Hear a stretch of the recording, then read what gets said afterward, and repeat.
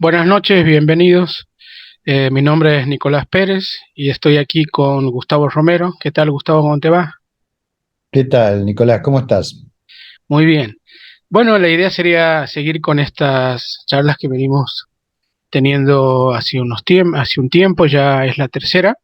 Y bueno, hoy toca hablar sobre algunas cuestiones que nos han pedido en los mensajes que hemos leído ahí en YouTube y en otros lugares, referente a aclarar ciertos conceptos o ciertas posturas de algunos autores y no solamente en libros de divulgación, sino también en libros de texto, ¿no? Que siempre son escritos y esos libros de texto generalmente no se los critica mucho y no se los hace ningún tipo de consideración. Entonces la idea sería comenzar por para aclarar ciertos conceptos madres o ciertos conceptos básicos de ontología y de ahí, a partir de ahí, irnos a otros temas un poquito más generales, digamos, que tienen que ver con algunas ciencias, ¿no? Quizá física, química, biología. Así que bueno, podemos comenzar preguntándote, Gustavo, sobre quizás la parte más básica de la filosofía, que es la ontología, que sería aquella rama de la filosofía que trata de los temas más generales, digamos, más básicos sobre la realidad. Y quizás el tema más básico sobre la realidad sería pensar el tema de la materia o de lo que existe, ¿no? Generalmente nosotros que somos materialistas en el sentido en que la única sustancia que existe es la sustancia material, entonces para encarar por ese lado te preguntaría, ¿cómo ves el tema de la materia? ¿Qué sería la materia? ¿Qué sería lo material? Como para empezar por lo más básico. Muy bien, me parece un muy buen plan, Nicolás.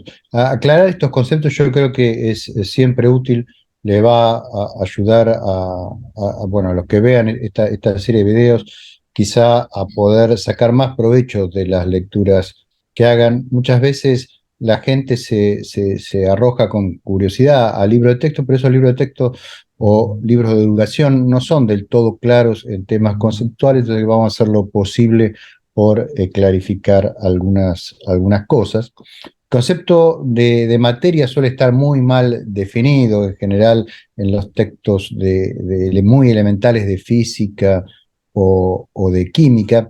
Se lo suele equiparar a veces con masa, se suele hacer la equivalencia de masa y materia, o a veces también se habla de materia como todo aquello que es concreto y que se puede tocar o cosas por el estilo.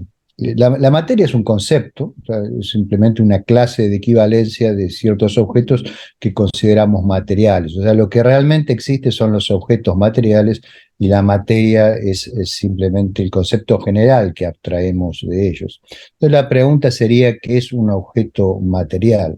Y un objeto material esencialmente es un objeto que tiene la capacidad de cambiar, o sea, tiene la posibilidad de estar en más de un estado físico. Un estado es una disposición de propiedades. Si esa disposición de propiedades cambia, entonces decimos que el objeto cambia. Por ejemplo, si entre otras propiedades que yo como ser humano tengo, pues, está mi temperatura. ¿Sí? Mi temperatura puede cambiar, entonces digamos, soy un objeto material.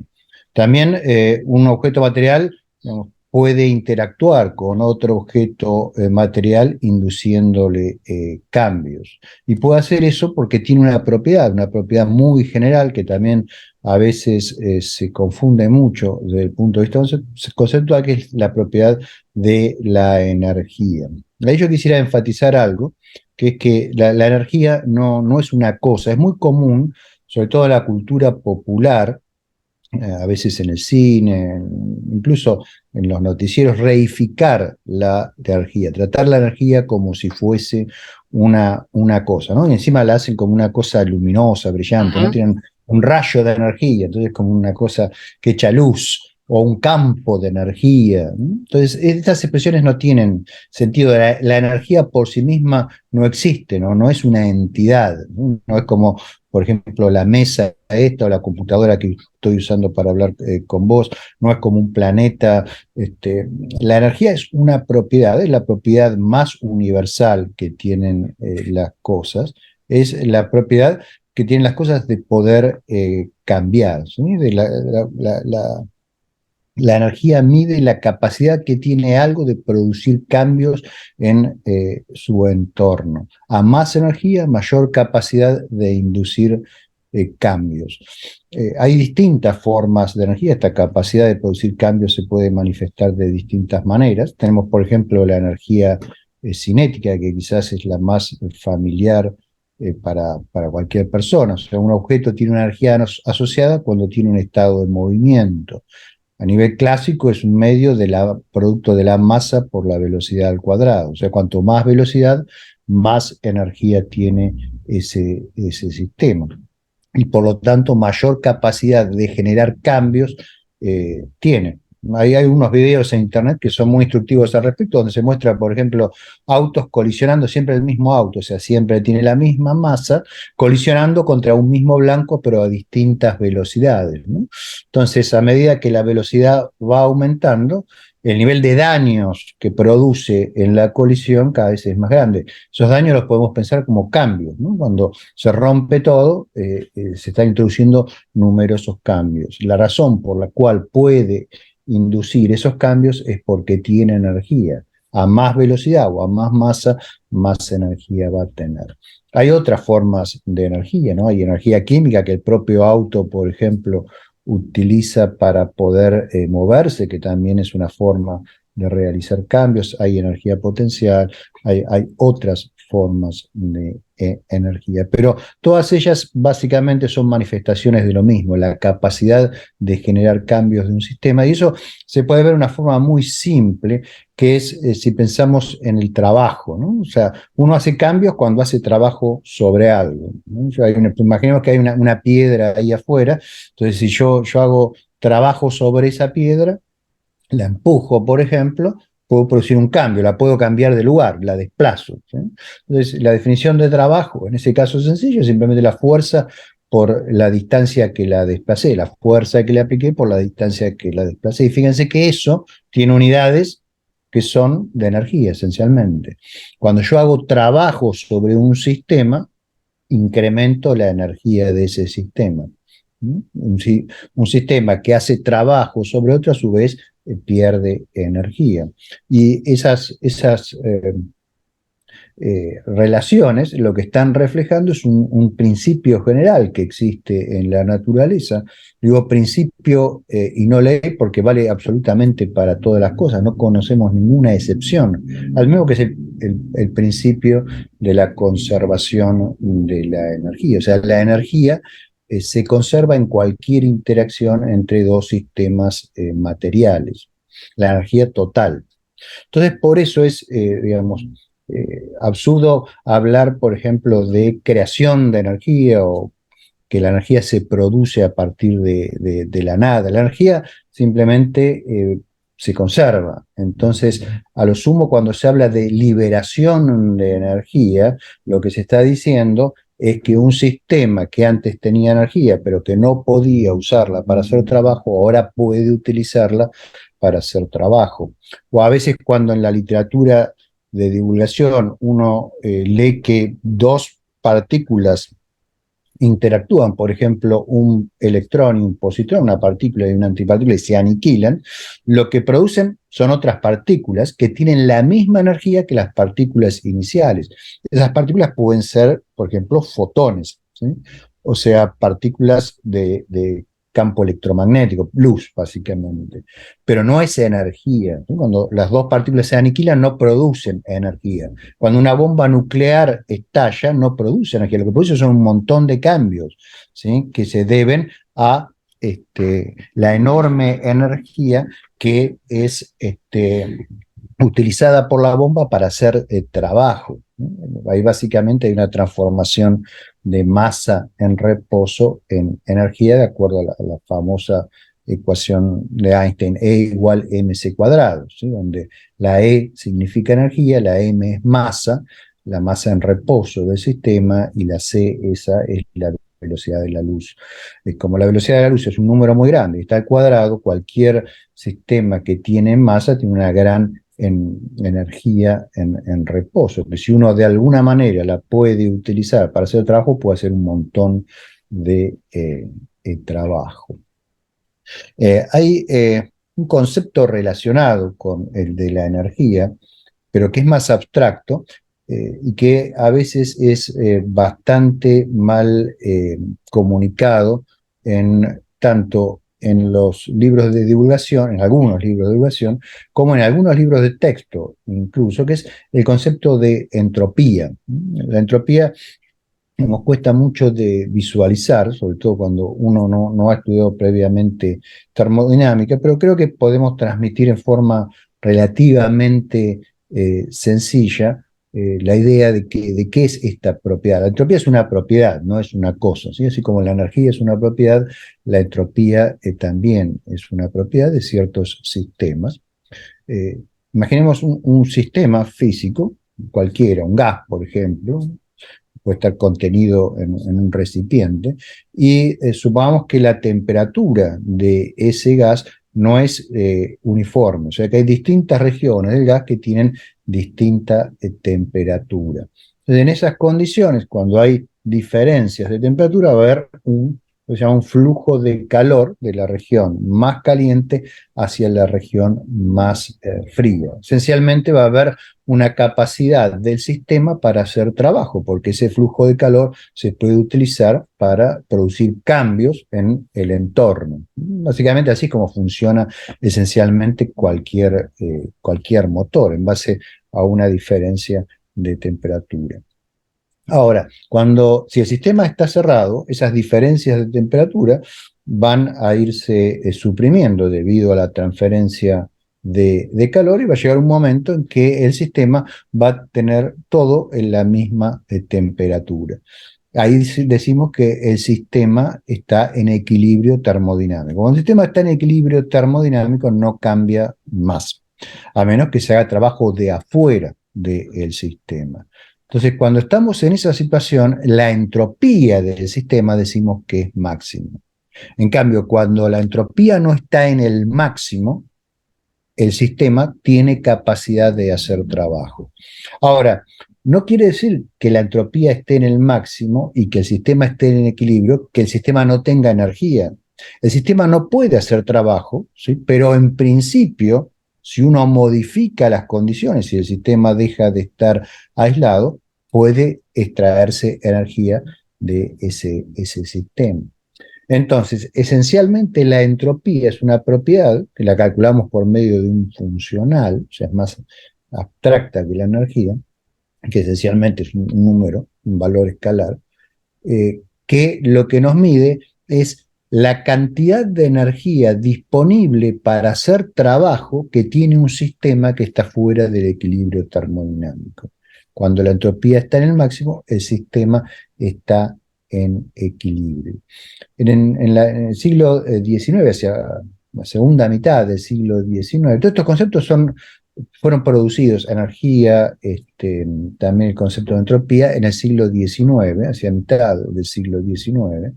De hecho, es sorprendente que el concepto de la entropía haya aparecido tanto tiempo después, por ejemplo, de la formulación de la mecánica por parte de Newton, pero son conceptos que surgieron esencialmente en primera instancia de la termodinámica, y poco después Boltzmann pudo relacionar el concepto termodinámico de la entropía con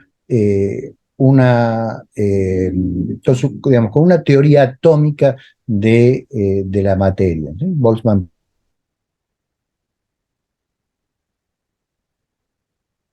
de su muerte, que la materia está formada por partículas, digamos, moléculas, básicamente. Las moléculas luego sabemos que están formadas por átomos, los átomos sabemos que están formados por partículas más elementales, pero la idea básica es que los objetos materiales están formados por partículas. Esas partículas tienen un cierto movimiento, y asociado a ese movimiento hay una energía cinética, de la misma manera que asociado al movimiento de un auto hoy dijimos que había una energía cinética. Y esa energía cinética de las moléculas se manifiesta como energía interna del sistema. El valor medio aproximadamente de esa energía cinética que tienen las moléculas de un determinado medio en equilibrio, o un equilibrio cuasi local, es esencialmente la medida de la temperatura. O sea, la temperatura lo que nos está midiendo es el nivel de agitación cinética de las partículas. Y bueno, cuando las partículas chocan entre ellas, distribuyen la energía, porque dijimos que la energía se conservaba, y al distribuirse la energía sobre todo el volumen que ocupa el cuerpo, lo que hace es maximizarse esa función que llamamos entropía y que nos mide la capacidad que tiene el sistema para hacer trabajo. ¿Sí? Como en un sistema en equilibrio la distribución es uniforme y ya no tenemos, digamos, grandes diferencias entre una región y otra, no tenemos diferencias macroscópicas entre una región y otra, suele asociarse la idea de entropía a partir de esta formulación de Boltzmann con una cierta idea de orden, ¿sí? Pero hay que tomarlo un poco con pinzas, esa asociación con el orden. Lo que básicamente está midiendo la entropía es cuán lejos estamos del equilibrio termodinámico. En el equilibrio termodinámico no tenemos estructura, porque ya no hay capacidad de hacer trabajo, por lo tanto no podemos desarmar nada de la estructura interna del sistema, ¿sí? O sea, básicamente la estructura interna del sistema desapareció. Entonces, en ese sentido, uno puede decir que la entropía mide el orden que hay en el sistema, en el sentido de que a menor entropía, más orden hay dentro del sistema, a más entropía o en el máximo de entropía, es mínimo el orden del sistema. Bueno, estos son algunos de los conceptos, podemos seguir con otros, no sé si vos querés acotar Sí, algo a estas apreciaciones. déjame aplicar esos conceptos que has definido, que son de materia, energía y entropía, algunos ejemplos puntuales que podemos encontrar en algunos libros de texto, sobre todo de química y de física. Eh, por ejemplo, los libros de química, que yo he leído muchos cuando estudiaba y sigo estudiando, eh, suelen definir la materia con una definición muy basada en la intuición, en los sentidos, diciendo que la materia es todo aquello que se puede sentir, algunos dicen que se puede ver y tocar y que ocupa un lugar en el espacio. Esa sería básicamente la definición de materia. Si vamos a la química, por ejemplo, la química comienza diciendo que la química es el estudio de la materia y de sus cambios que se producen en ella, ¿no? Pero luego, si vamos a ver la definición que dan de materia, dicen esto: la materia es todo aquello que tiene masa, por un lado, ¿no? Y que ocupa lugar en el espacio. Entonces, lo que uno entiende es que lo que la química va a estudiar es, según esta definición que has dado, solamente un tipo de materia y no la materia. Porque si decimos que la materia es todo aquello que tiene masa y que ocupa un lugar en el espacio, entonces, ¿qué pasa con aquellos seres, entes que no tienen masa? Digamos, por ejemplo, todo lo que sea la luz, por ejemplo, y otros espectros del espectro electromagnético que no lo vemos, pero que también están formados por fotones que no tienen masa, tampoco serían materia según la definición. ¿Y qué pasa con, por ejemplo, el espacio-tiempo, ¿no? Que eh, también tiene esta propiedad de la energía, o sea que también puede hacer trabajo sobre sistemas materiales y por lo tanto cumplirían con la definición de un objeto material.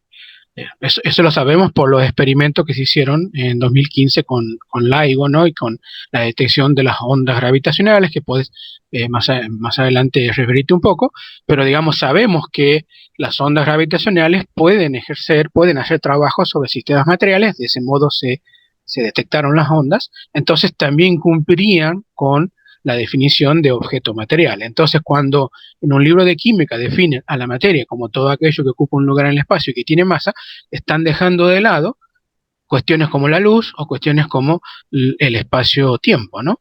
Entonces, si vamos a redefinir ya ahora con estos conceptos más precisos, ontológicos, lo que estudiaría la química, yo diría que la química no estudia la materia y sus cambios, sino que estudia un tipo de materia que se llama sustancia. O sea, las sustancias sí son aquellos tipos de materia que tienen masa, porque están justamente, una sustancia es o un elemento o lo que se llama una sustancia compleja o compuesta que están hechos de varios elementos. Por ejemplo, la sal de la mesa es una sustancia compuesta. En cambio, el oro es un elemento y ambos son sustancias, ¿no? Y esa es la base del estudio de la química. O sea que la química no estudiaría la materia y sus cambios, sino un tipo de materia que llamamos sustancia, ¿no? Y en este sentido, esto estaría de acuerdo con la definición que estamos tratando de pensarla aquí. Porque si no, la luz ya no sería materia, y si la luz no es materia, ¿qué es, no? Y si el espacio-tiempo no es materia, ¿qué es? Ya tenemos que usar Ah, una categoría superior. Ahí una pequeña aclaración, que estamos usando en este contexto de la química la palabra sustancia en forma completamente diferente de cómo a veces se suele usar en filosofía, en Claro, claro. metafísica y más específicamente en ontología la misma palabra sustancia, ¿sí? O sea, en ontología, cuando uno habla de sustancia, habla de una entidad que no se puede reducir a otra cosa. Exactamente. En cambio, aquí precisamente las sustancias químicas tienen la característica de estar formadas por determinados átomos, ¿sí? Entonces, ¿Mm? estamos usando la misma palabra, pero con un significado muy diferente. Respecto a lo de de las partículas de luz que mencionabas antes, digamos, claramente la luz puede producir cambios, ¿no es cierto? O sea, ¿Mm? basta que uno le apunte a otro con una linterna muy poderosa para ver los cambios que nos producen en las pupilas, o un rayo gamma que nos dé en la piel nos puede inducir un cáncer de piel. Y en O las cuanto a células fotovoltaicas, ¿no? Cómo claro, funcionan las células. exactamente. Exactamente. Y en cuanto a las ondas gravitacionales que mencionaste, simplemente, digamos, quería aclarar que las ondas gravitacionales en la física moderna, o sea, se interpretan como una perturbación en la curvatura del espacio-tiempo. Entonces esa perturbación se propaga y produce efectos materiales sobre los detectores, si no, no habría detección de ondas gravitacionales. Básicamente, lo que hacen las ondas gravitacionales es modificar, comprimir y extender las distancias, y esas variaciones son las que podemos medir aquí en la Tierra con estos interferómetros como LIGO y demás. Déjame aplicar el concepto de entropía, que es un concepto. Antes que me olvide, mencionaste algo, pero lo quiero complementar. Eh, Generalmente en los libros de texto se menciona esta cuestión de la energía como que se produce energía, ¿no? Entonces esto violaría el principio de conservación de energía si se produce la energía de la nada, digamos, de la materia, como algunos creen entender. Pero sí, en la cultura popular, en el cine, digamos, o incluso sobre todo en dibujos animados, en anime, siempre se habla, ¿no? Del héroe que como que, a ver, como que empieza a coleccionar energía, ¿no? Y es como una luz así que se va llenando de eso y que eso lo puede tirar, ¿no? Entonces, esta idea de energía como cosa está muy presente y que incluso en el lenguaje cotidiano también se habla de energía como cosa, ¿no? La idea de que tienes mala energía, tienes buena energía, hay que cambiar la energía, como si fuera algo que estuviera en la realidad y que uno puede dirigir, digamos, ¿no? De algún modo consciente o inconsciente, pero que se puede dirigir, que está allí, digamos, esta idea, ¿no? Como si desapareciera todos los objetos materiales, seguiría estando una especie de fluido que llamamos energía, y esto es, y me parece a mí que es fruto de la mala divulgación, porque siempre se Sí, utiliza esto de, por ejemplo, recibimos del sol energía, entonces uno piensa que hay una cosa que viene del sol y que es aparte de las partículas que vienen del Sol, ¿no? Y en realidad lo que deberían decir es que el Sol emite partículas que contienen energía, que están digamos, tienen una capacidad mucho más alta de producir estos trabajos en nosotros, a tal modo que nos pueden producir una serie de enfermedades, la energía ultravioleta y otras más, ¿no? Y está esto de nos dan energía y todo. Entonces se utiliza esa idea de la energía como cosa y que está muy, muy presente en la divulgación y en el hablar cotidiano.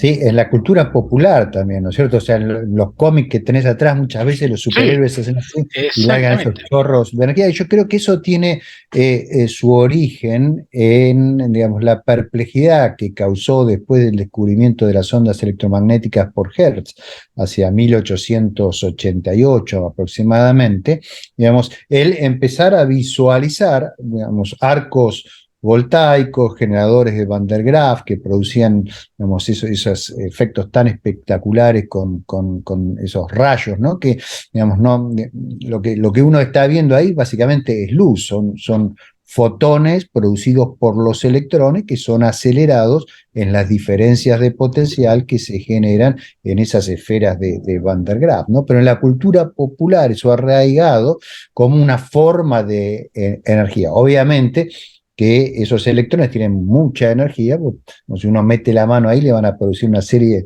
de cambios bastante dramáticos, ¿no? Pero son los electrones, las partículas las que tienen la energía, ¿no? No es que la energía es esa luminosidad. Esa luminosidad es una consecuencia del movimiento de los electrones, que es la producción de luz que nos llega a los ojos. Y en general, cuando en las series, en las películas de ciencia ficción quieren mostrar alguna especie de energía, como ellos le llaman, un campo de energía que está ahí afuera, te pone una cosa como que brilla, ¿no? Y yo creo que el Ujú. origen de eso está en el concepto de plasma. Cuando uno en el laboratorio genera un plasma, que es un estado de la materia, en el cual los átomos están ionizados, o sea, han perdido sus electrones y por lo tanto tenemos las partículas cargadas, digamos, moviéndose en el espacio, pero como son cargadas, son afectadas por los campos electromagnéticos, son deflectadas y producen luz. Entonces esa luz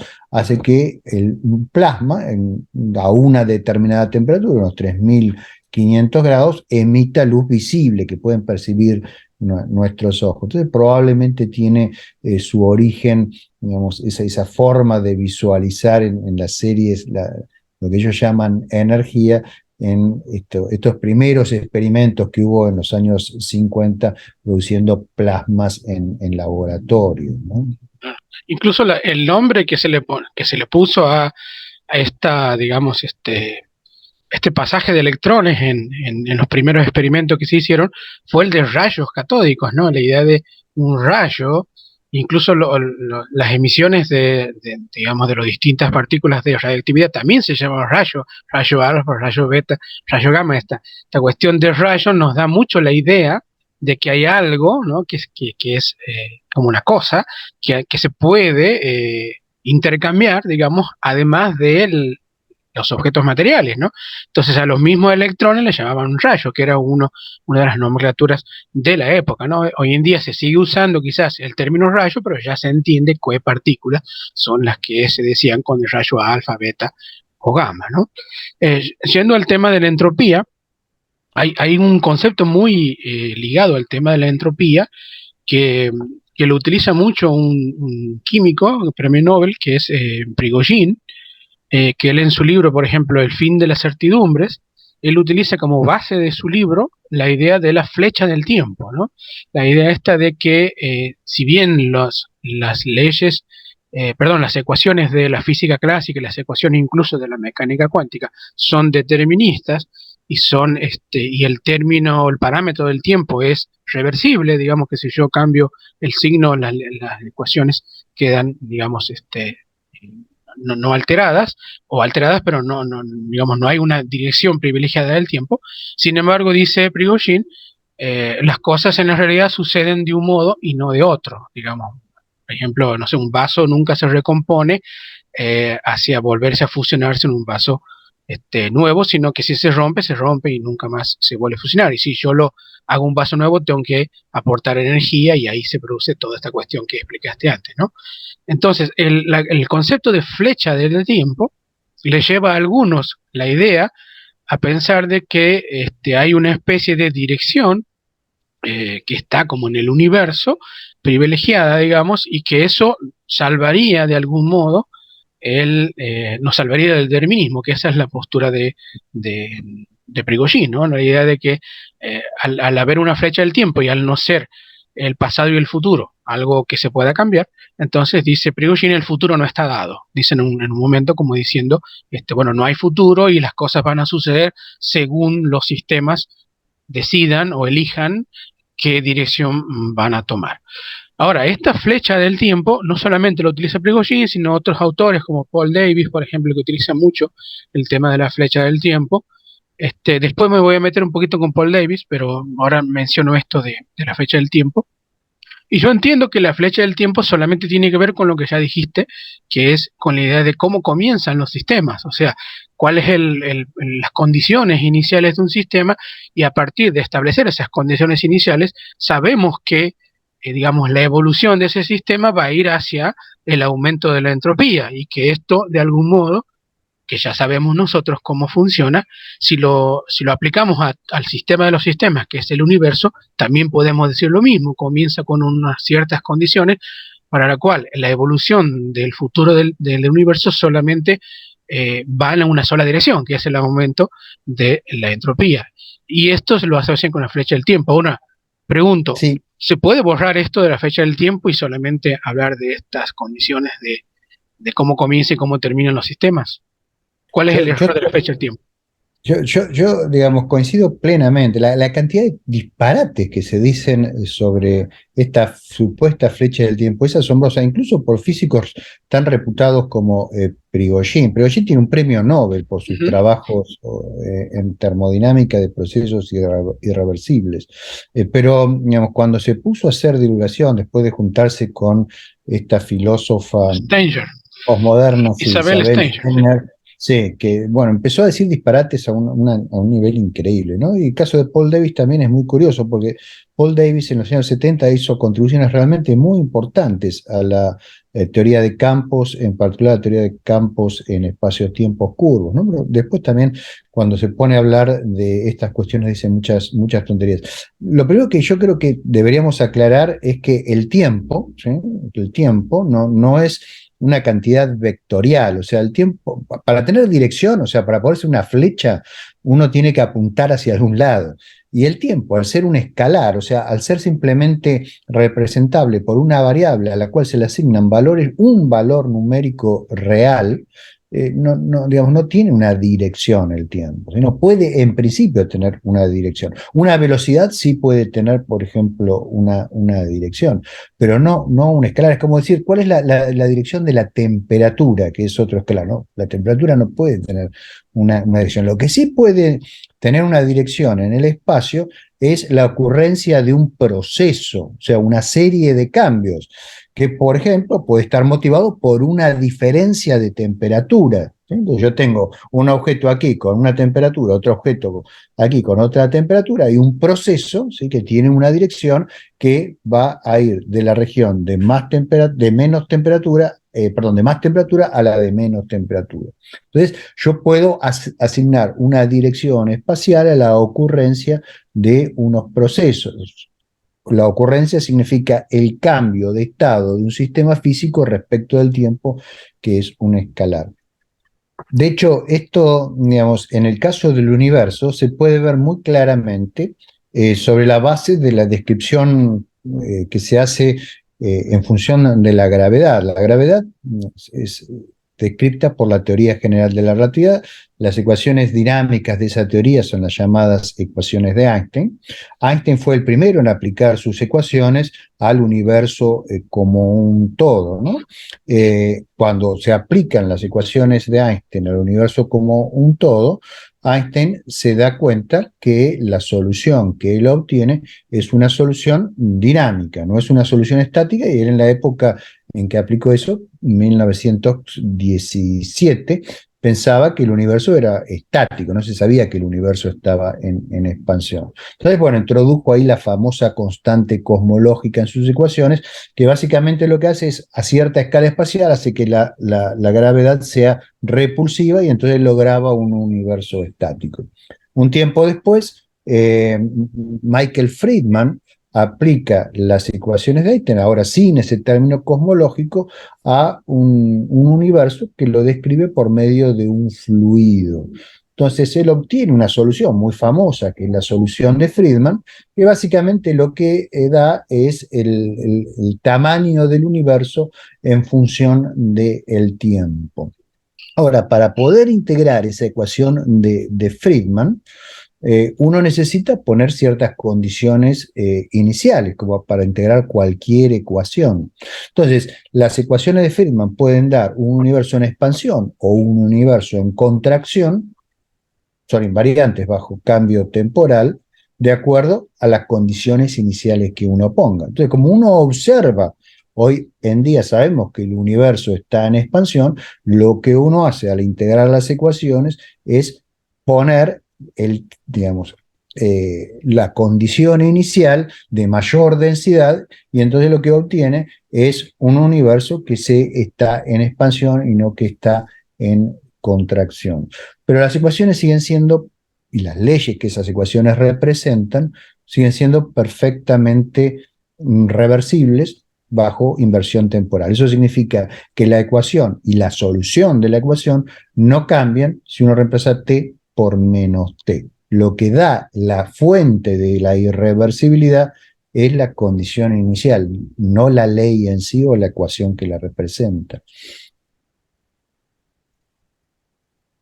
Bien, lo extraño de Prigogine es que justamente si estamos explicando que las condiciones digamos, del comienzo de la expansión nos llevan a que la evolución del sistema, el gran sistema que es el universo, sea hacia una mayor entropía, esto justamente está fijando la idea de un determinismo, porque justamente el saber las condiciones de inicio de la evolución de un sistema nos va a dar, y como sabemos, qué es lo que va a ocurrir luego con el desarrollo evolutivo de ese sistema.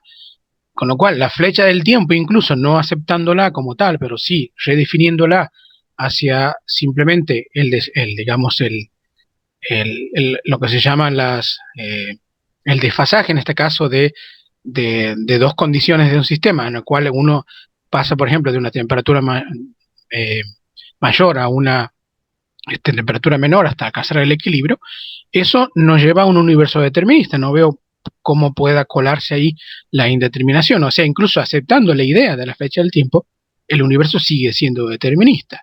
Ahora, otro punto que maneja Prigogine es el tema del tiempo. Él dice que el tiempo está antes del comienzo de la expansión, que el tiempo dirige la fase del universo que llamamos desde el comienzo de la expansión, desde el Big Bang en adelante. Ahora, eso Sí, también...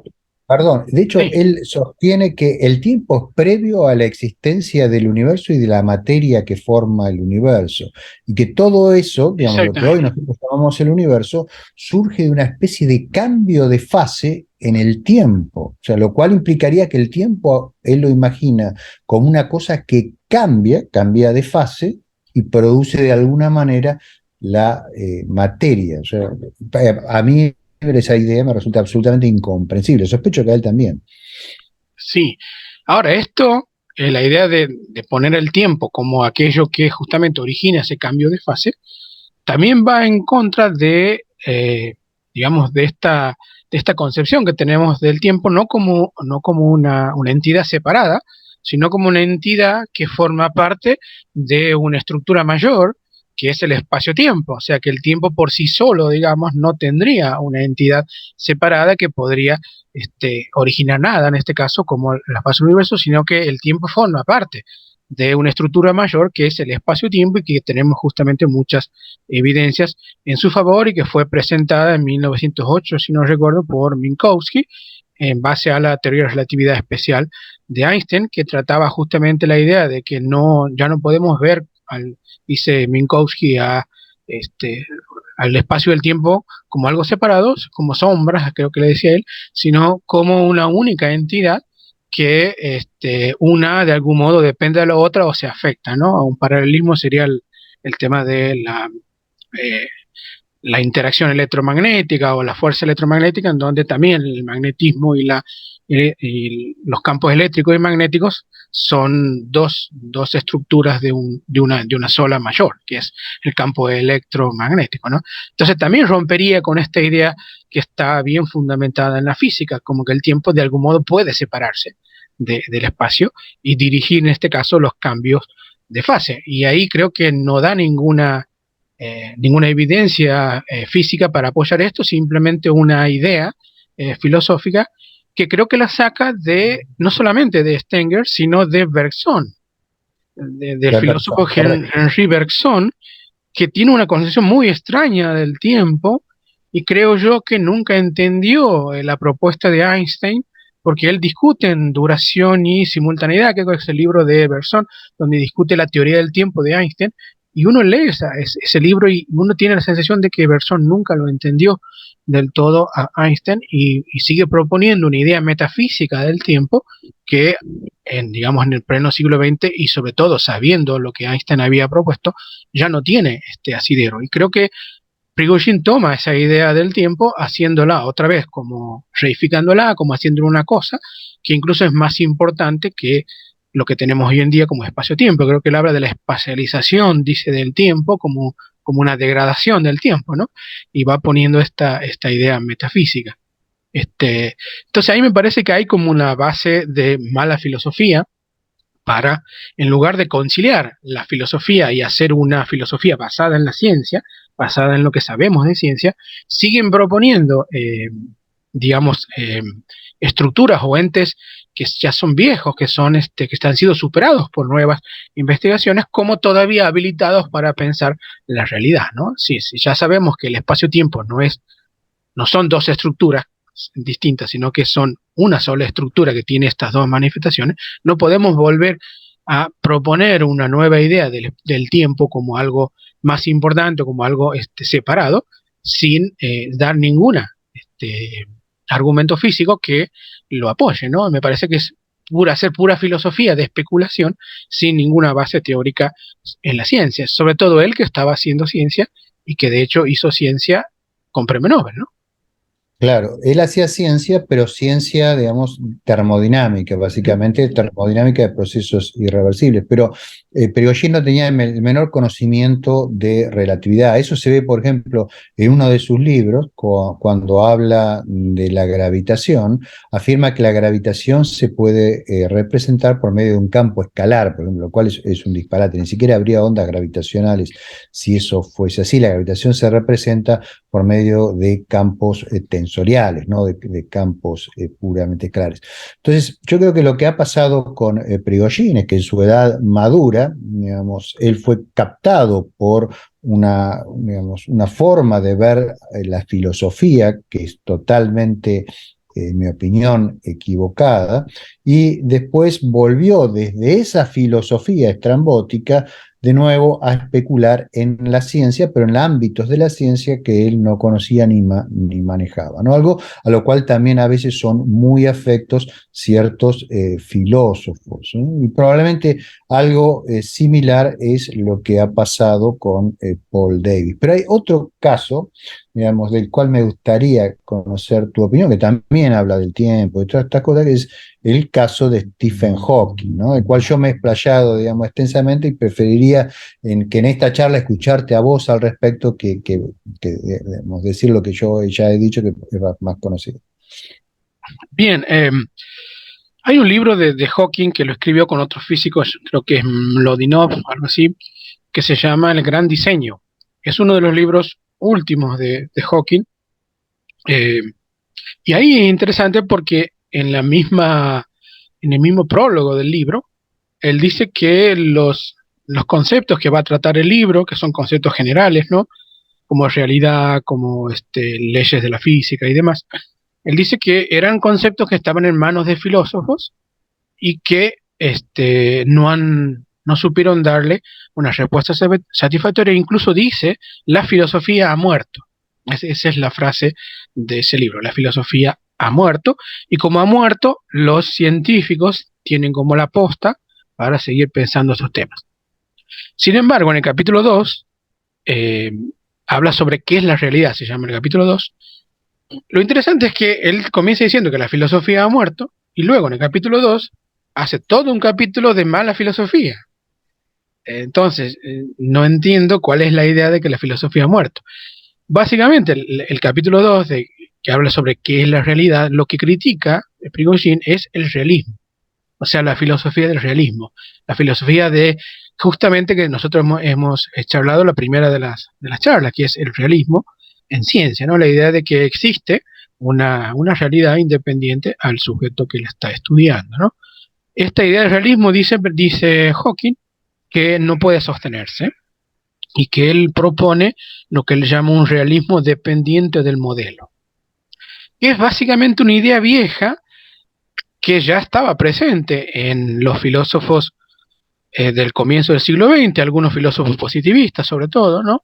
Y en algunos científicos que luego fueron radicalizándose en esta cuestión, que es la vieja idea del instrumentalismo, ¿no? La idea de que las teorías científicas no son más que instrumentos útiles para calcular o para, digamos, operar sobre la realidad o sobre el mundo, pero que no explicarían lo que el mundo es, ¿no? Esta idea de instrumental, que la defendía un poco Bohr, un poco todos su Antes, compañía, ¿no? antes Poincaré, antes Claro, Marx, antes exactamente. Comte, digamos, tiene una larga tradición Tiene una larga en tradición, la exactamente. filosofía, obviamente. Exactamente. Y que los filósofos que la sostuvieron fue Feyerabend, por ejemplo, Kuhn, son filósofos antirrealistas, ¿no? Filósofos instrumentalistas, ¿sí? Y lo que dice Hawking, no nuevo, sino algo viejo, es que lo que podemos solamente decir es que las teorías científicas son buenas, digamos, cumplen con su misión, si están de acuerdo con las observaciones. Entonces él comienza hablando de el pez en la pecera, ¿no? Otra imagen clásica en epistemología, peces que ya el mismo Eddington había hablado de los peces.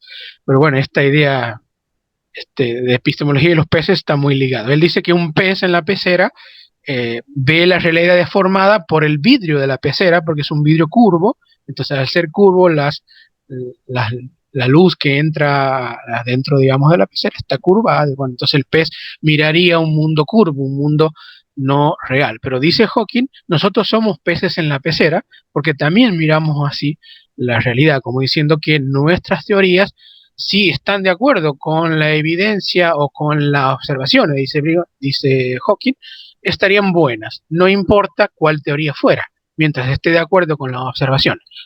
Lo interesante de esto es que esto da pie justamente a el relativismo en ciencia y al instrumentalismo, porque si yo puedo hacer una serie de concesiones ad hoc, por ejemplo, a ciertas teorías, cualquier teoría va a estar de acuerdo a la observación. Pongo un solo ejemplo.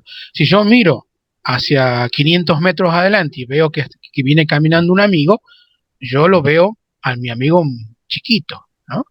Pero digo, bueno, está chiquito porque conozco de leyes de óptica y sé cómo se manifiesta la óptica y la luz con la distancia y demás.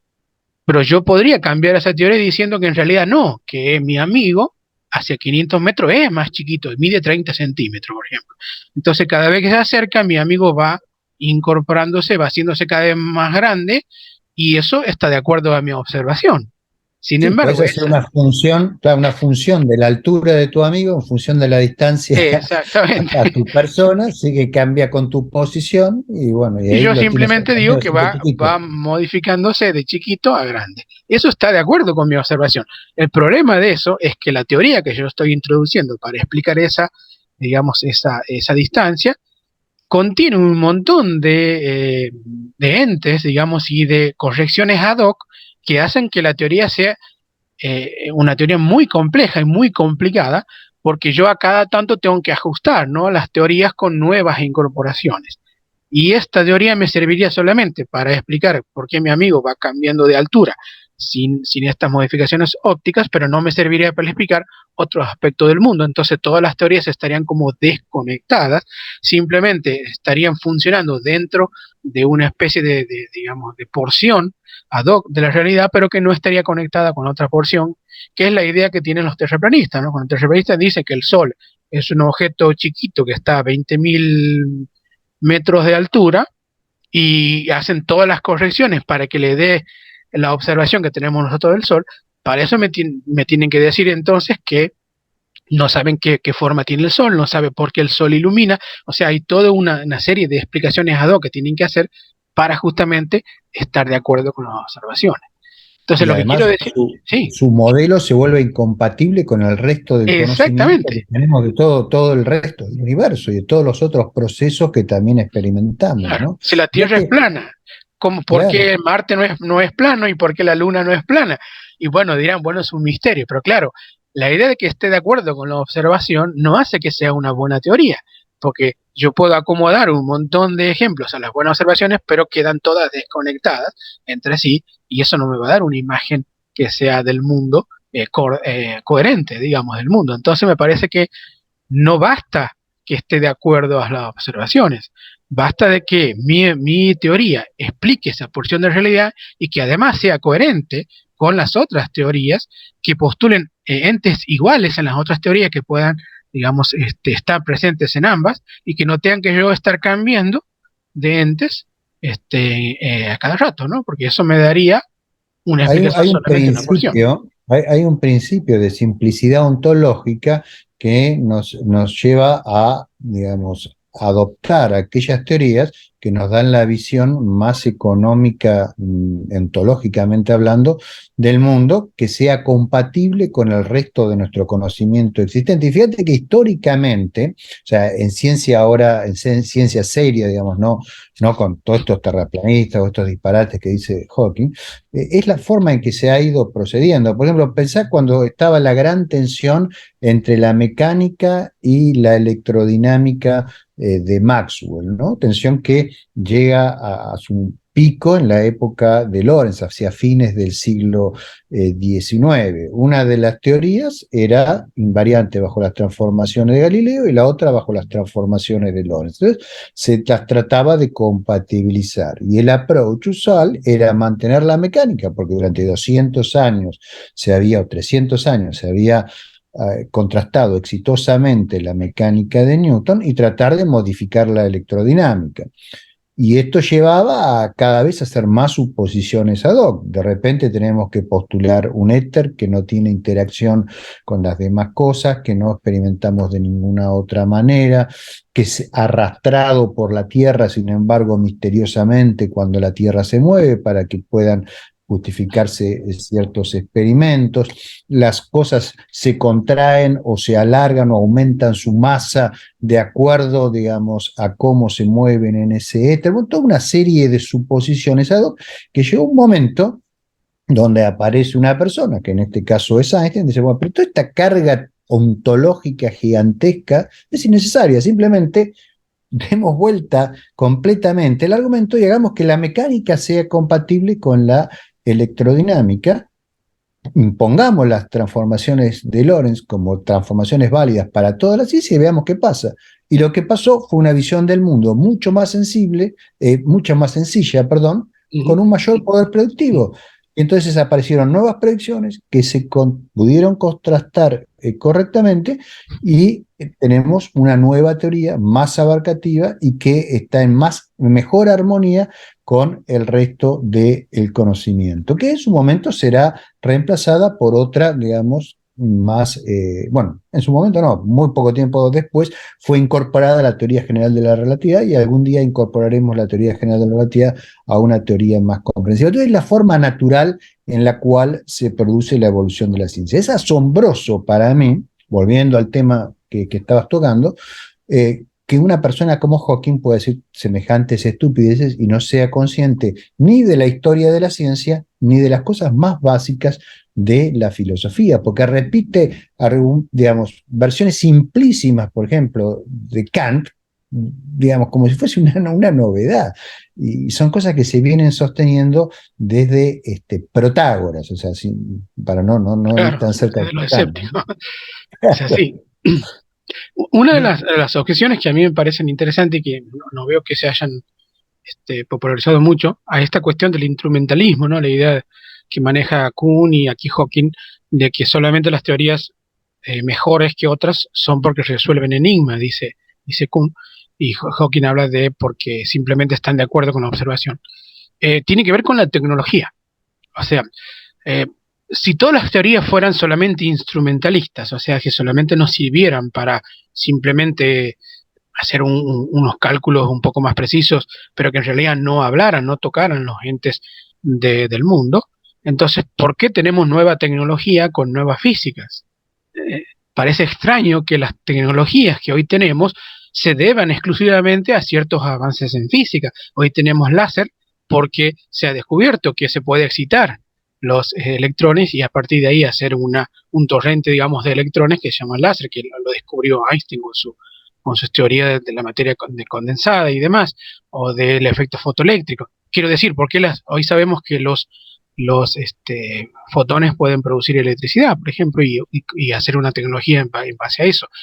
Y porque antes con la mecánica de Newton no podíamos hacer nada de eso, si es que en realidad las teorías no tocan nada del mundo. ¿Qué sentido tiene plantear eso cuando a cada avance de la física hay nuevos avances tecnológicos basados en esta idea? Y uno solamente puede intervenir mediante la tecnología en realidad si está justamente entendiendo de qué va el mundo, de qué va, cómo son los mecanismos de la realidad, y en base a esos mecanismos construir la tecnología que nos permite intervenir en el mundo, ¿no? Entonces, si yo no, digamos, si yo digo que las teorías son instrumentalistas, ¿cómo podría curar una enfermedad? Si es que todas estas propuestas de microbios, de patógenos, están basadas en tanto en biología, la biología está basada en la química en la física, porque yo dándote una pastilla puedo parar una infección. Entonces, ¿estoy hablando o no del mundo? Entonces me parece un pensamiento que es como muy académico, ¿no? Pero que a la hora de curarse una enfermedad, el señor Hawking y el señor Kuhn van al médico y creen que si toman la pastilla se van a detener su infección, lo cual es rarísimo porque deberían desconfiar de todo eso, sin embargo no lo hacen. O como decía un profesor mío cuando estudiaba física, filosofía, nos decía, estas teorías que digamos, relativistas sobre el mundo, funcionan muy bien con los académicos que los dicen, pero el académico sabe que el lunes va a estar su plata en el cajero. Como diciendo, ahí no desconfían, digamos, de la realidad. Ahí saben que van a cobrar su platita. Entonces, son como teorías que se piensan y que quedan muy bien académicamente, porque incluso quedan como algo en contra de la corriente, pero que a la hora de operar en la realidad no funcionan. Ellos mismos no funcionan así. Siguen pensando que existe algo y que ese algo está tocado por las teorías científicas, porque si no, no irían al médico. Simplemente Ahora, Nicolás, ¿qué curarían es lo solo. que vos pensás que hace que, digamos, tantos científicos que, digamos, han hecho contribuciones innegables en algún ámbito de la ciencia, cuando se dedican a hablar de filosofía o cuando se dedican a publicar libros de divulgación, cometen, digamos, estas tropelías, ¿no? Porque hacen un daño enorme, haciendo que montones de personas se confundan, que personas que no tienen expertise en ciencia y que se dedican a la filosofía se sientan justificados en decir disparates enormes. O sea, ¿cuál sería, al menos en tu opinión, las razones ya sea psicológicas o sociológicas para estos comportamientos de tantos divulgadores? Me parece que hay primero, una mala visión de la filosofía, en el sentido en que algunos quizás científicos parecen creer que la filosofía es una disciplina que puede hacerse a espaldas de la ciencia, como que puede estar incluso en contra, ¿no?, de algunos descubrimientos de la ciencia y aún así hacer filosofía. Eh, con la idea esta de que está más allá, como que la filosofía y la ciencia no se tocan en ningún punto, ¿no? Que ese es otro punto que me gustaría tocar un poco más adelante con el tema de la religión. Pero yendo a la pregunta, creo que esa es una de las razones, que no entiende que la filosofía, para que sea filosofía, que pueda, digamos, articular la realidad del mundo, hacer una metafísica que sea articulable en un sistema, tiene que tener una base de ciencia y que esta base de ciencia no puede ser contradicha por la misma filosofía. Entonces me parece como que están pensando que la filosofía está en otro campo. Y ese campo de la filosofía no es el campo de la realidad física, y que uno podría decir un concepto aquí que desconozca todo lo que se ha descubierto en la física. Incluso físicos, en este caso, que saben que la realidad puede investigarse por medio de la ciencia. Y otro tema me parece que es, y aquí se incluye la religión, y aquí sí es psicológico me parece, que es la idea de que no hay que atacar una gran porción de la gente que cree en ciertas cuestiones metafísicas, porque eso sería como faltarles el respeto. Entonces adoptan una postura blanda con respecto a la relación entre ciencia, por ejemplo, filosofía y religión, pensando que estos ámbitos no se tocan en ningún punto y que son complementarios, ¿no?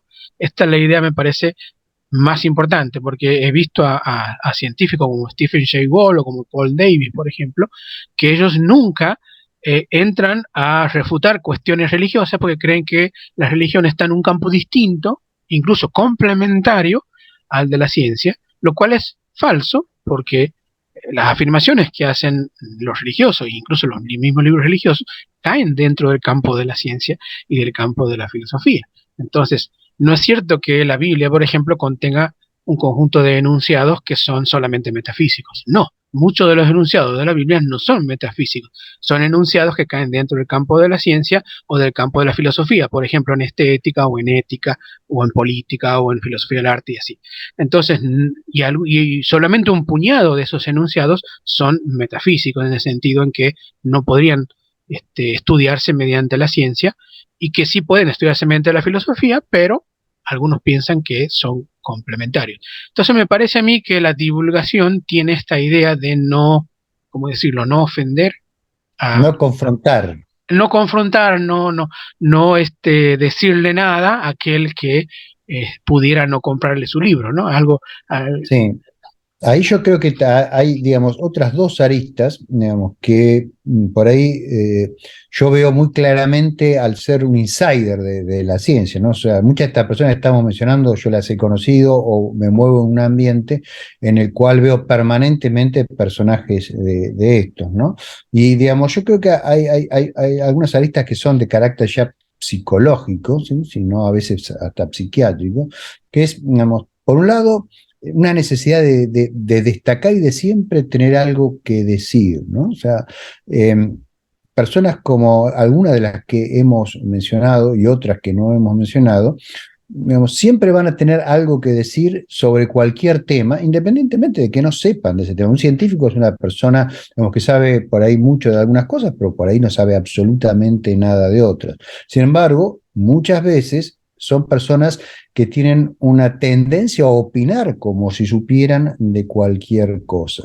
También son personas que buscan permanentemente, muchos de ellos, gratificaciones a su ego, ¿no? Entonces, el estar siempre en el centro de la atención a veces lo lleva a decir disparates o decir cosas simplemente porque caen bien o porque creen que le gusta a la mayoría de las personas que los están escuchando o porque los pueden ayudar a vender más libros de un determinado tipo. A veces no hay ninguna necesidad, por ejemplo, de mencionar a Dios, pero lo hacen, ¿sí? Así tenemos la máquina de Dios, tenemos la partícula de Dios, tenemos la la frase mente de famosa, Dios.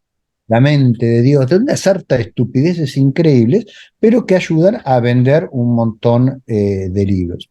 Y también hay una cuestión que no es menor, que es económica detrás de todas estas cosas, ¿no es cierto? Cuando un científico prestigioso vende 1 millón de copias de un libro, recibe regalías que son realmente significativas. Y a veces el tener o no el libro, algunos disparates como estos que estamos diciendo, hace una diferencia en varias millones de copias a ser vendidas que no. Ponerle a un libro en el título la mente de Dios o la máquina de Dios o una cosa por el estilo, puede hacer una diferencia si el científico es muy prestigioso por otras razones, de cientos de miles o de millones de copias vendidas, y eso es mucha plata. Y además hay fundaciones, como por ejemplo la Templeton Claro. Foundation, que dan mucho dinero a científicos que busquen reconciliar ciencia y religión. Entonces De eso hecho, hace que haya Paul una... Davis creo que recibió el premio, ¿no? Paul Davis lo recibió, exactamente.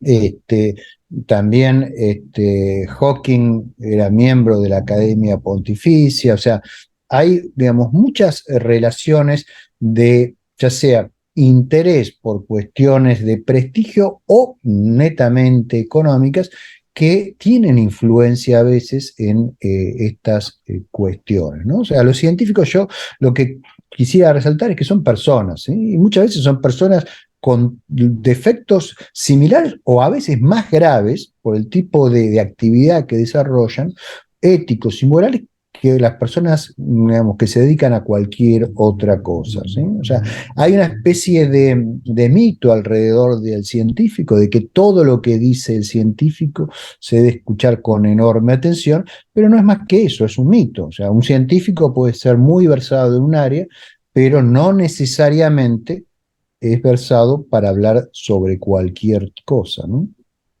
Permitime cambiar el ángulo de lo que dijiste, que es, así como hay científicos que por una motivación psicológica y económica escriben estas cosas en sus libros de divulgación y demás, y bueno, ya, y dicen todas estas cuestiones que venden libros, también del otro lado, o sea, del público, está la idea de que, bueno, entonces entendí la mecánica cuántica.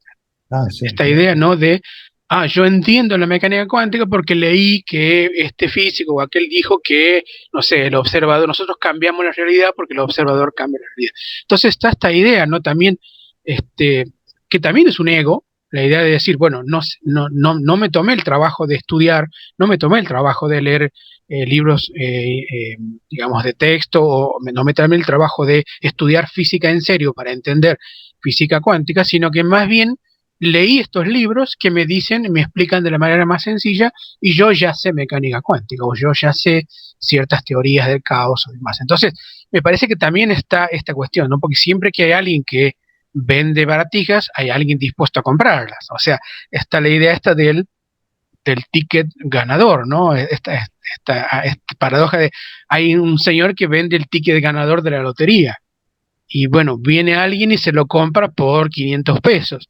Resulta que no gana la lotería y va a reclamarle al que vendió, mire, usted me vendió un ticket que no ganó la lotería.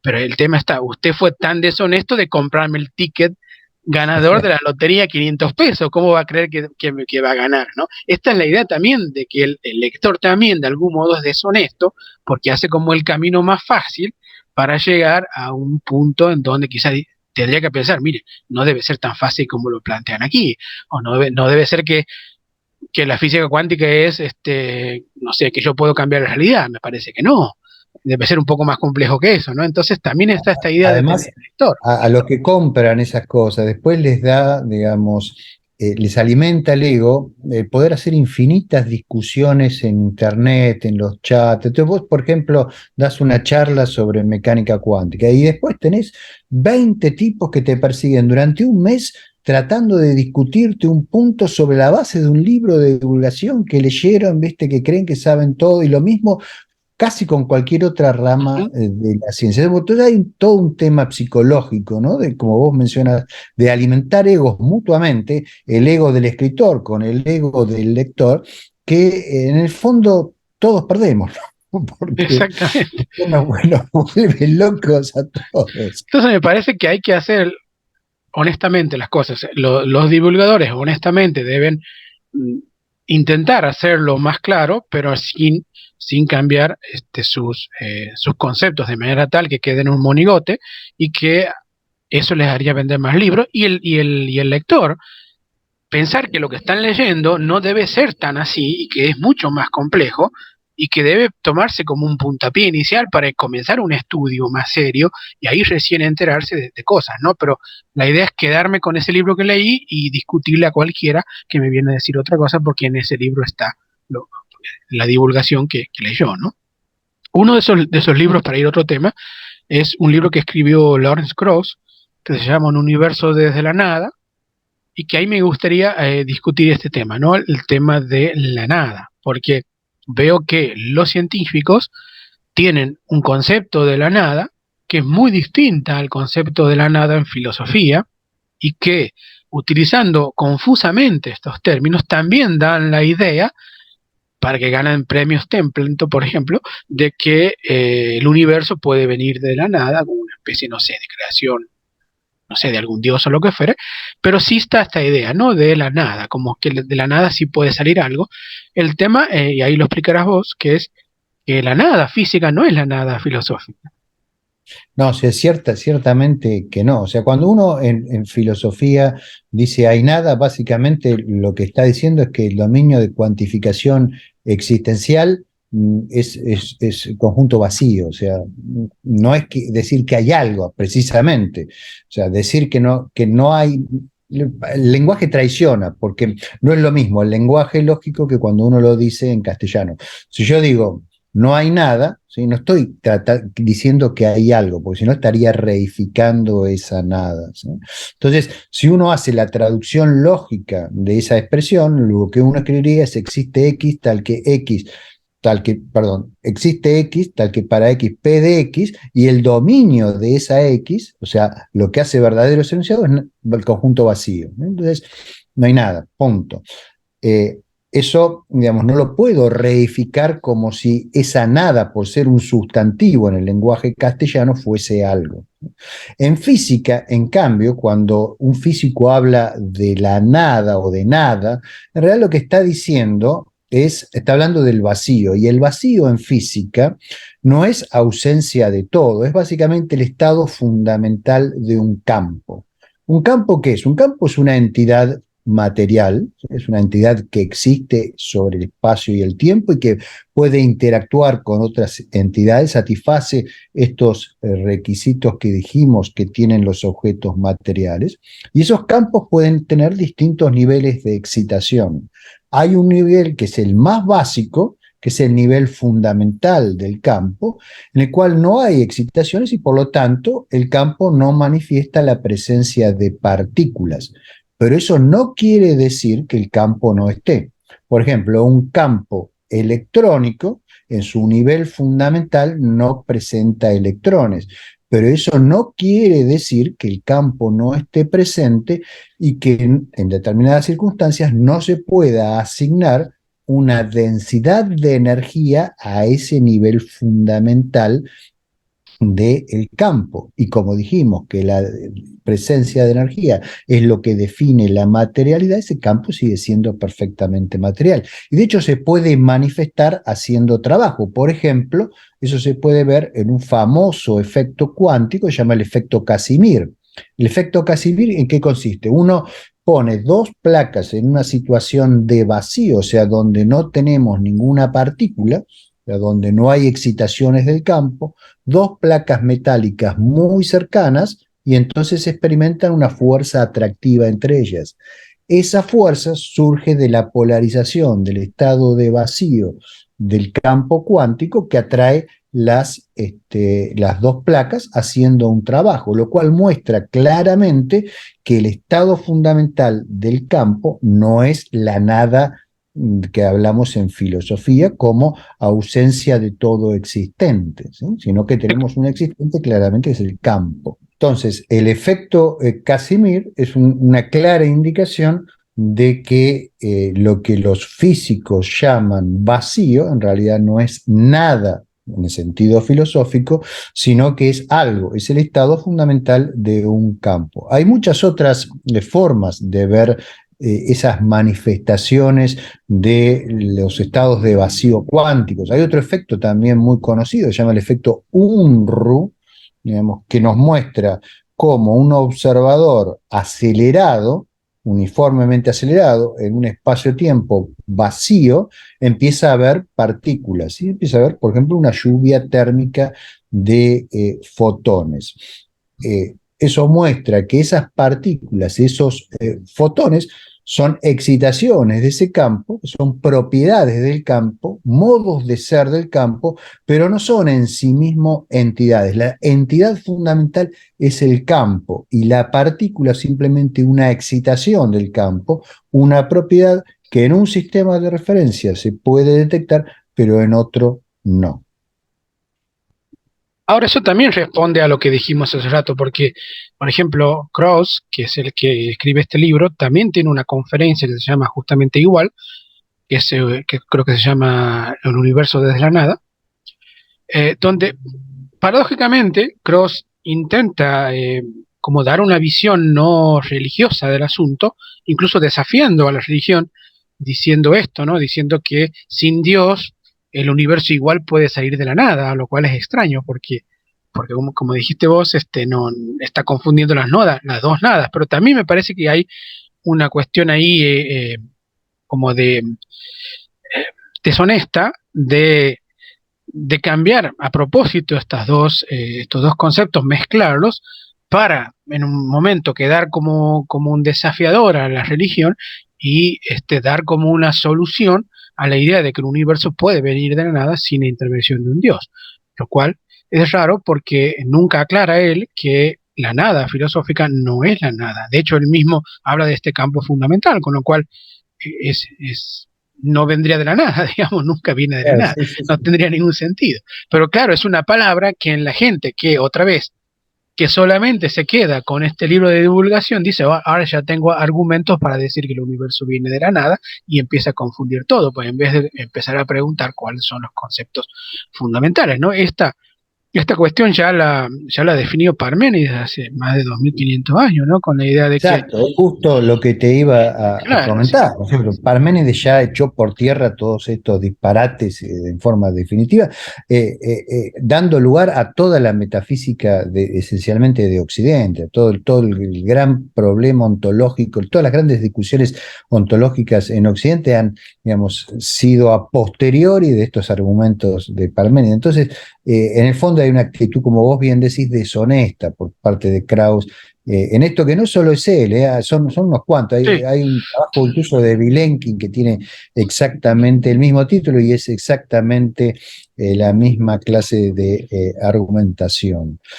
Hay otra línea también que suelen utilizar algunos físicos para tratar curiosamente de refutar la religión a partir del creatio ex nihilo, o sea que precisamente o sea, la idea de la creación de la nada la introduce la religión, esencialmente. En el pensamiento griego eso no existía, ¿no? Es esencialmente el pensamiento cristiano el que introduce la creatio ex nihilo. Y otra forma de introducirla es a través de la famosa singularidad cosmológica y demás, a la cual se le atribuye un poder causal, pero quizás eso lo podemos dejar para un día que tengamos una charla entera dedicada a la cosmología, que tiene muchos aspectos filosóficos interesantes para discutir. Y ahora, para ir terminando, quizás podemos ir a algunos conceptos más que nos quedaron en el tintero y que originalmente pensábamos aclarar. ¿Te parece? Bien, este, vamos un poquito a la biología y de ahí vamos a derivadas en otros conceptos. Algo aledaño a la biología, pero que está en un libro de biología, que es un libro de texto, que es el de Helen Curtis, un libro muy usado por los estudiantes. A mí me llama la atención una cuestión de ahí de ese libro, es que en la página 340 de ese libro, que es la 11ª edición, me parece, donde están los dos pingüinitos en la tapa, este, ahí hay un recuadro de ese libro dentro del capítulo sobre evolución. Hay un recuadro que habla sobre los paradigmas en la ciencia. Yo no quiero hablar de Kuhn, pero sí quiero mencionar lo siguiente, que es, a ver, un estudiante de ciencia no es el mismo estudiante de filosofía. ¿Por qué? Porque el estudiante de ciencia suele ser muy confiado con lo que aparece en los libros de texto y no suele cuestionar lo que aparece en los libros de texto, en parte porque son resultados digamos, de experimento y de evidencia, lo cual está bien, pero algunos conceptos filosóficos que estamos tocando hoy sí se podrían mejorar cuestionando las definiciones del texto, pero los alumnos de ciencia generalmente no lo hacen. Entonces, en ese contexto de un alumno que está acostumbrado a seguir un texto, como por ejemplo el de biología, el introducir un recuadro sobre los paradigmas y hablar sobre diciendo que la ciencia tiene sus paradigmas y explica los paradigmas de la ciencia, por ejemplo el evolucionista y otros más, lo que yo quisiera señalar es lo siguiente, que para un filósofo eso le enciende las alarmas por lo siguiente, que es que se está tomando una propuesta de un filósofo, en este caso la propuesta de Kuhn, como la propuesta verdadera sin más. Y sobre todo para aparecer dentro de un libro de texto sin ninguna advertencia, como si fuera un conocimiento científico más, digamos. Y eso a mí me parece peligroso porque está dando como por terminado el debate en epistemología, diciendo, por ejemplo, la ciencia tiene paradigmas, ¿no? Como si fuera que todos los científicos y todos los filósofos ya consensuaron que eso es un conocimiento y que debemos incorporarlo sí o sí al quehacer científico. Pero nunca dicen en el texto que esto es una postura filosófica que corresponde a un autor y que como tal puede ser discutida y debatida con otras posturas o posiciones filosóficas y que el alumno, en este caso de biología, debiera conocer para ver si le convence o no esta postura de los paradigmas. Entonces, a mí me parece que esta incorporación de un recuadro filosófico en un libro de texto sin anunciar que esto es filosofía, me parece confuso porque el estudiante recibe la idea de que, así como está leyendo sobre evolución, genes y otros conceptos de biología, eso que está allí pertenece al mundo de la ciencia y pues y debe ser estudiado como tal, ¿no? ¿Qué te parece esa frontera?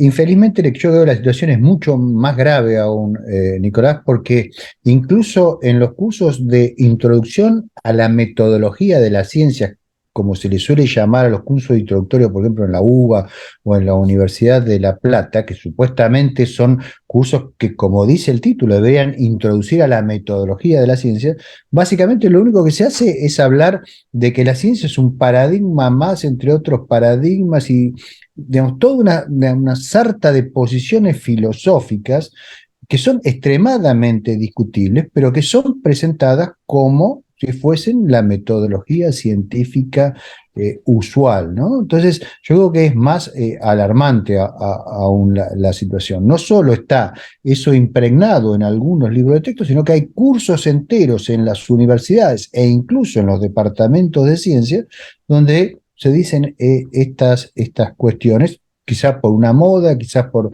No, las modas son extremadamente influyentes también en la forma de presentar la ciencia, ¿no? Cambian mucho y pueden hacer enorme daño al progreso científico, porque todas estas cuestiones yo creo que obnubilan a el estudiante, creo que anulan cierta capacidad de pensamiento independiente. Vos hoy, por ejemplo, es muy común que agarres a un estudiante de una carrera de ciencias físicas o ciencias biológicas y le preguntes, gente que toda su vida va a estar hablando de leyes. ¿Qué es una ley? ¿Qué se diferencia una ley de un principio? ¿Qué es el principio de mínima acción? No van a saber, o sea, no van a saber decirte la diferencia entre una teoría y un modelo, ¿sí? Van a confundir una hipótesis con una tesis. O sea, es realmente una situación que yo creo que es peligrosa, porque si uno no puede pensar claramente qué es una teoría o qué es un modelo, ¿cómo va a desarrollar teorías o modelos? Va a mezclar evidentemente todo en algún momento u otro, ¿sí? Entonces yo creo que es una situación que requeriría atención por parte de las autoridades que tienen responsabilidades a nivel académico. Ahora, volviendo a la biología, hay muchos conceptos que a veces, digamos, yo creo que no son presentados correctamente. Uno que a mí me llama la atención es el de las especies, porque se habla de las especies como como si fueran cosas, básicamente, ¿no? Como si fuesen objetos materiales. Yo entiendo que un objeto material puede ser un animal, un sistema viviente que puede cambiar, puede actuar sobre otros objetos, puede modificar el entorno y a su vez es afectado por el entorno, tiene estructura, sí, tiene una cierta composición.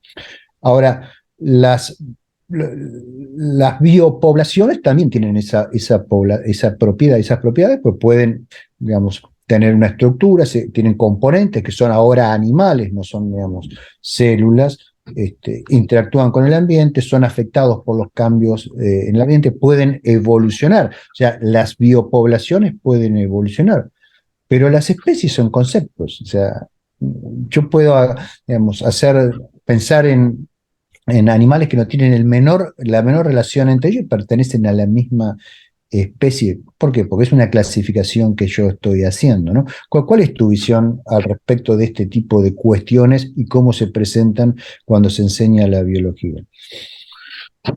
Claro, los conceptos que se manejan en biología eh, tienden a ser reificados, ¿no? Sí, casi siempre es ese error de la reificación de cosas como conceptos como la especie o conceptos como la vida, por ejemplo, ¿no? La idea de la vida como una cosa, como algo agregado a una estructura, digamos que es como si fuera que hay una diferencia no solamente de, digamos, de emergencia en una cierta disposición de los sistemas materiales que a los cuales llamamos vida, sino que como si fuera algo metafísico, ¿no? Que se cuela ahí en ciertas estructuras y a eso le llaman que tiene vida o que no tiene vida, pero nunca se piensa sobre cuál es el concepto realmente de vida que están usando, porque el concepto de vida es un concepto que va a ser un cierre categorial a ciertos sistemas materiales a los cuales yo voy a llamar vida o no, pero eso va a depender de cuáles notas esenciales yo le ponga al concepto, que van a entrar más o menos seres, digamos,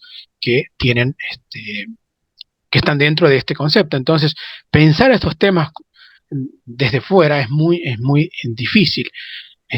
No solamente el concepto de vida, el concepto de especie, hay un concepto que me gustaría que lo trataras de manera general, pero que en biología está muy presente, que es el concepto de información, que es que siempre que uno lee un texto de genética y habla del DNA o el ADN, se dice que el ADN es la molécula que contiene toda la información del, digamos, el individuo y que esa información se pasa y que hay decodificaciones, o sea, se utiliza todo digamos, una batería de conceptos que tienen que ver con esto, pero uno no termina de entender realmente qué están queriendo decir y con qué contiene información, con qué pasa información, con qué se decodifica, porque uno entiende que la información es un fenómeno a nivel mucho más social, mucho más que involucra, digamos, mentes pensantes y que puedan decodificar un mensaje y que eso no tiene nada que ver con una molécula.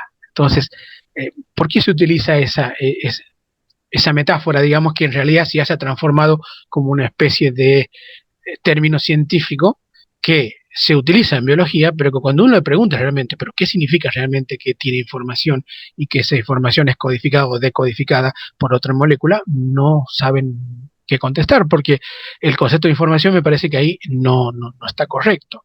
¿Qué te parece si tocamos ese tema? El tema de la información y si es correcto o Sí. no aplicarlo a la molécula del ADN. De hecho, la palabra información, ya no el concepto, se aplica indiscriminadamente en un montón de ámbitos.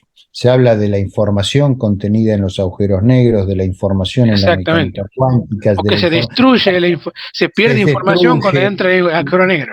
Exacto, o que otros hablan de la conservación de la información durante la evolución de la función de onda. O sea, la palabra información, digamos, como se ha puesto de moda por la teoría de la información de Shannon, que digamos, Ujú. es una teoría concreta que ahora voy a mencionar, se ha puesto de moda y se aplica en ámbitos para designar cualquier cosa, básicamente. Entonces, yo creo que sería valioso que se volviese al significado, digamos, riguroso de la palabra información y en otros ámbitos donde el concepto puede ser similar se utilice otra palabra específica para ese ámbito, aclarando claramente cuál es la semántica asociada. En el caso de la información, es un concepto que viene de la teoría de señales. ¿Sí? O sea, cuando uno produce una señal, lo que uno tiene que tener es un emisor, que es el que genera la señal. La señal es un portador físico que es emitido por el emisor, puede ser una señal electromagnética, puede ser una señal sonora, hay una gran variedad de posibles señales. Y luego tiene que haber un receptor de esa señal. Entonces, la información, lo que uno llama información, es el contenido proposicional de la señal en el caso de que la señal hubiese codificado un mensaje. O sea, en el caso de que el emisor fuese una persona, un ser inteligente, digamos, que utilizó el portador, la señal, para codificar un mensaje que puede ser decodificado por el receptor y esa decodificación arroja un contenido proposicional.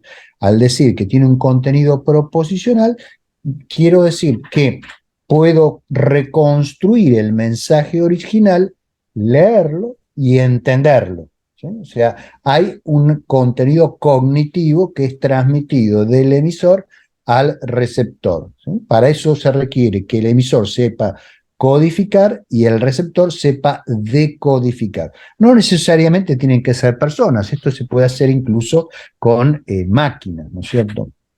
Ahora, la teoría de la información de Shannon, que utiliza un formalismo que es muy similar al formalismo de la entropía termodinámica, y por eso a veces se habla de entropía en teoría de la información, pero es con un sentido completamente diferente, no tiene nada que ver con la entropía de la que estuvimos hablando hoy.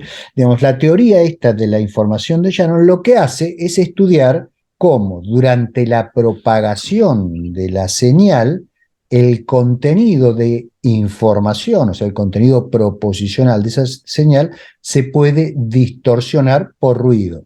Imaginemos que era, por ejemplo, lo que se transmitió originalmente, pulsos de luz, ¿sí? Pero cada tanto algunos de esos pulsos de luz se pierden, ¿sí? O se confunden con pulsos de luz que vienen de otro lado. Entonces, lo que fue emitido no se corresponde exactamente a lo que es recibido. Hay un ruido que, si yo quiero reconstruir el mensaje original, debo eliminar o al menos minimizar, ¿sí? Entonces, para eso es que se utiliza todo un formalismo matemático que es muy similar a el formalismo matemático de la teoría de la entropía, ¿no? Entonces, aplicar este concepto de información a cosas que no son inteligentes ni tienen capacidad de codificar y decodificar es cuanto menos ambiguo, ¿sí? Entonces, probablemente se está queriendo decir algo similar, pero diferente, y por lo tanto requiere una especificación semántica mejor.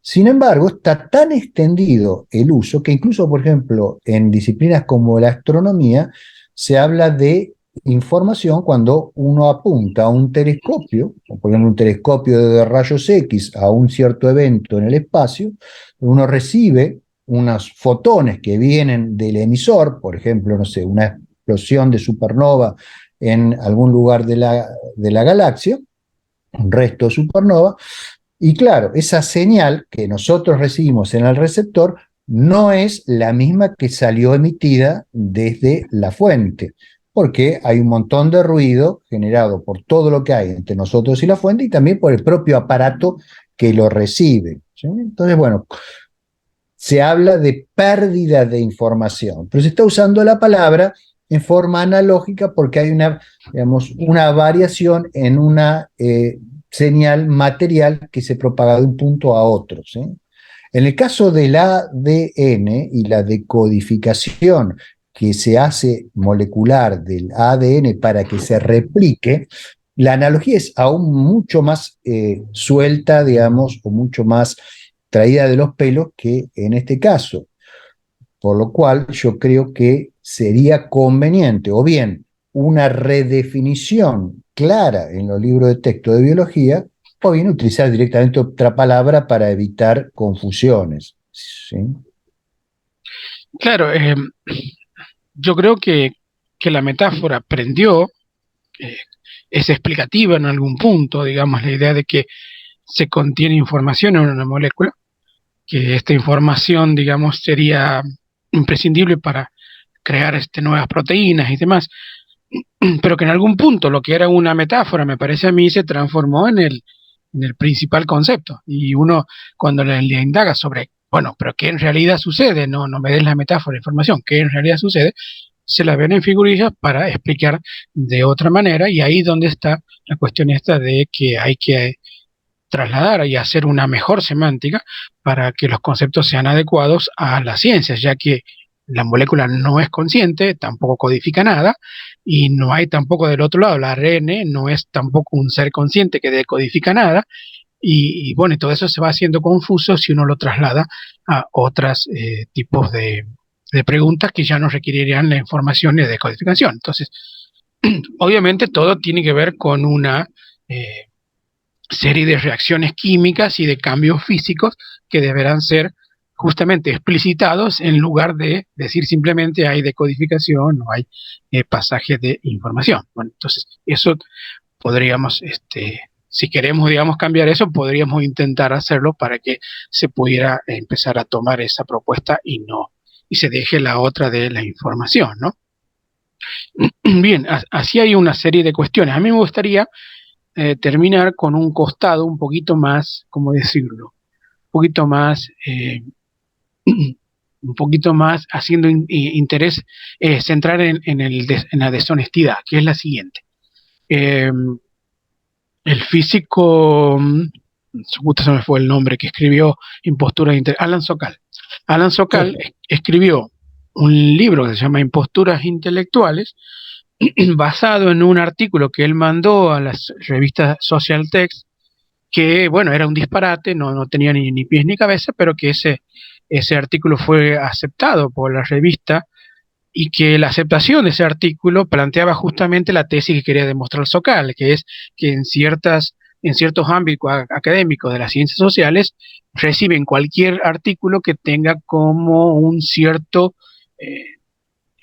vocabulario que sea lo suficientemente oscuro como para que pase como una impostura intelectual, o sea, como que está hablando de algo que en realidad no está hablando, porque ya sea el editor de la revista o los lectores no entienden de lo que están hablando. Entonces, claro, eso genera... Es la apariencia del artículo. La apariencia, pero no, claro. Entonces, a eso se le llama una impostura intelectual.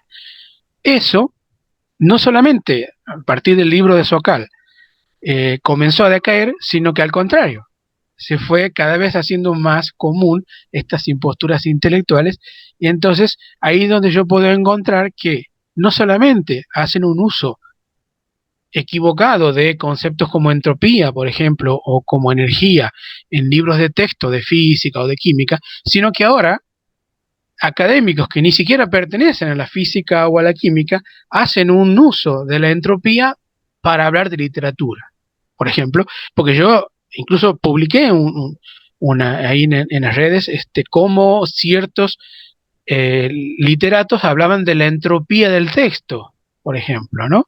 O decían que había literatura cuántica.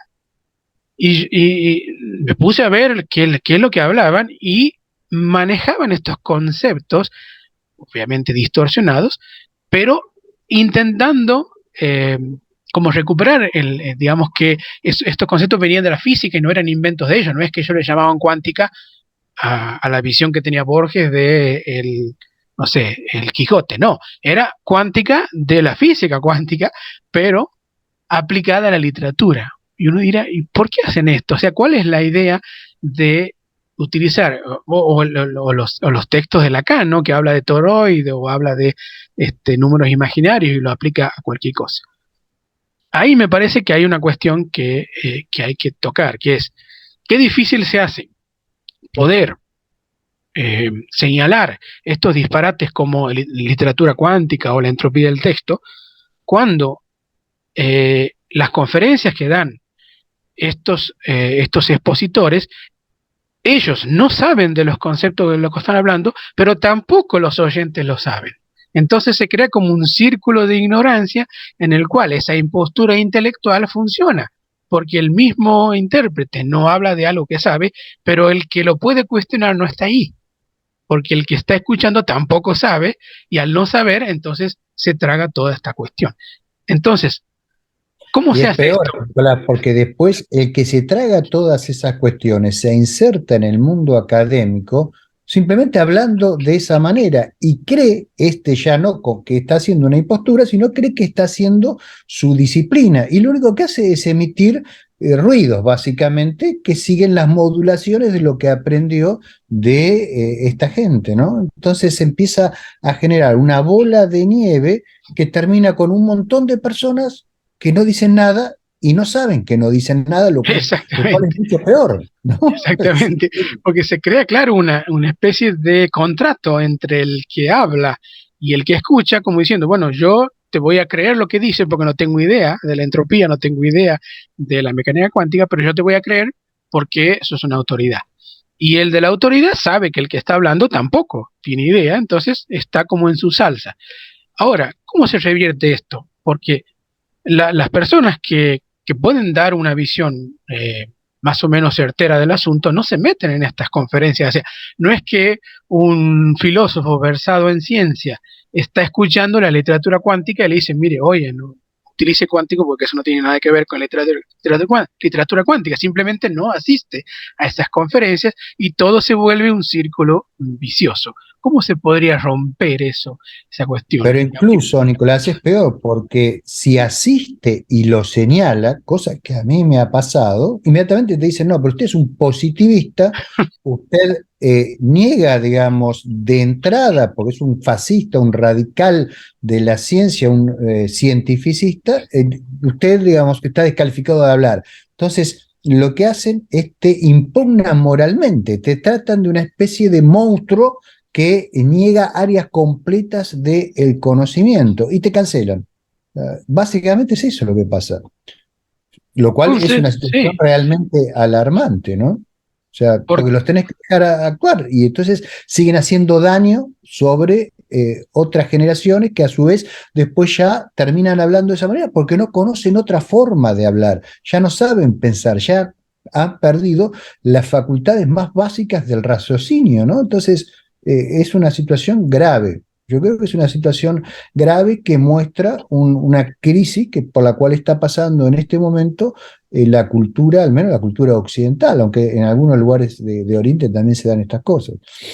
y lo peor de todo es que estas voces, que eran otrora marginales, hoy en día, a base de cierta política, digamos, de pluralismo, se entiende que deben ser escuchadas al mismo nivel, digamos, que otro tipo de discurso que sí esté basado en la filosofía y en la ciencia y que se promueven en las universidades, porque yo podía entender ese discurso de alguien que me lo dice porque leyó un libro de divulgación y hace todo esta mejunje con teoría, pero no, lo dicen desde un foro universitario, o sea, como que la Claro. academia misma está diciendo esto es una voz válida como otras tantas y que uno no puede decir nada porque si no, como dice vos, sos positivista o lo demás.